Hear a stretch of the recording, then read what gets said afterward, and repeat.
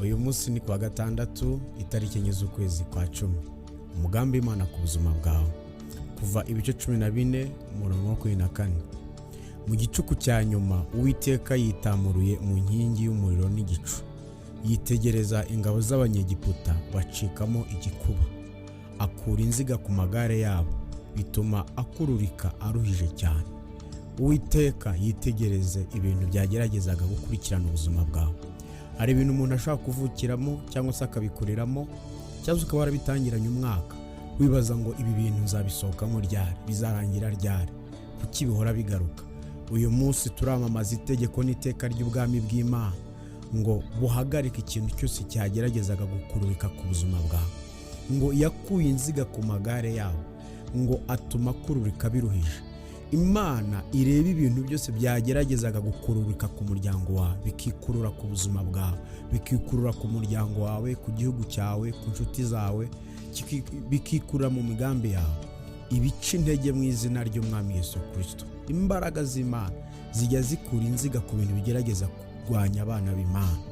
Ku kwezi kwa 10 ntuzigire ukurikirwa n'imyuka mibi, ntuzigire ukurikirwa n'intege nke, ntuzakurikirwe n'ubwoba, ntuzakurikirwe n'ibyaha, ntuzakurikirwe n'indwara, ntuzakurikirwe n'amateka mabi, ntuzakurikirwe n'inkuru yose mbi. Hari igihe umuntu ibihe bimukururukaho bikamutangaho n'amashusho atandukanye n'uwo ari we, bikamuvuga uko atari.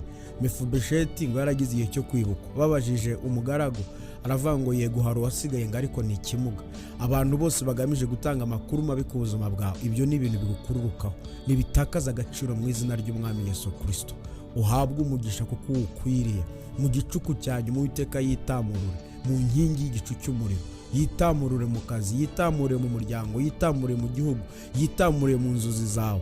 Imana nyiribihe yitamurure mu rwego rudasanzwe, iremo ubuhamya budasanzwe kuri wowe, yandike ibimenyetso n'ibitangaza ku kirere cy'ubuzima bwawe. Wamamare ku bantu Imana igiriye neza muri uku kwezi kwa 10. Imirimo y'Imana igushakisha, imbaraga z'Imana zikugote, ubuntu bw'Imana n'urukundo rw'Imana bishakisha ubuzima bwawe. Iyo Uwiteka yitamuruye ibintu byose byari bihagaze ku muntu bitakaza imbaraga bikagwa.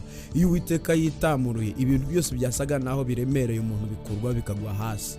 Iyo Uwiteka yitamuruye ibyari amasezerano byanditse mu bitabo no mu mutima bihinduka indirimbo z'ubuhamya, umuntu agashima Imana. Uwiteka aritamuruye ku buzima bwawe, aritamuriye ngo akore ibikomeye kandi akore ibihambaye. Ese wumva ari gukora ibingana gute? Arakora ibingana nuko wizeye. Izera Imana ishoboye byose. Ibyo byose yabikora mu kanya nk'ako guhumbya bikakuremera ubuhamya. Gubwe neza, ugire weekend nziza, uryoherwe n'ubuzima Imana iri gukora nk'ibitangaza mu izina ry'Umwami wacu.